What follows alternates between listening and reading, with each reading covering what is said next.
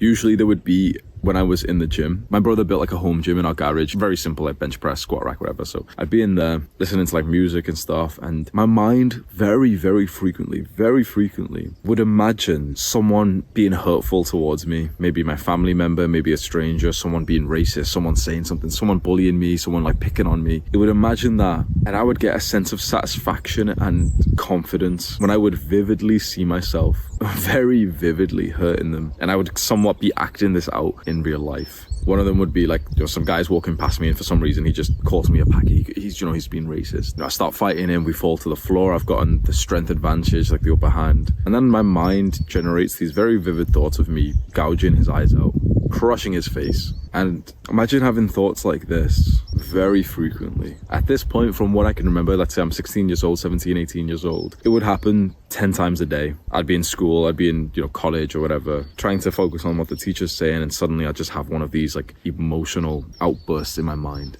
Then things got a lot worse, and so that was already a pretty bad existence, but things got worse. I eventually left my family home and I moved to university. So I started having the time of my life. I've left my family, I can be like the kind of man I want to. I've started getting girls. I started like hooking up and going to parties and clubs and making new friends and being loud and drinking and taking drugs. And that spiraled very quickly. My biggest aim when I went to university was not to study or to be a good student or anything. It was literally just make friends and just sleep with women. And that's entirely what I focused on. And it's very fun making progress to your goals, especially as a young man. And you're kind of carefree, you're like an idiot, so you're like, oh yeah, I slept with 3 girls last week, it's so amazing. And the culture that this put me into, that I put myself into, this sort of drinking, drugs, partying, nightclub environment, it's very anxiety inducing.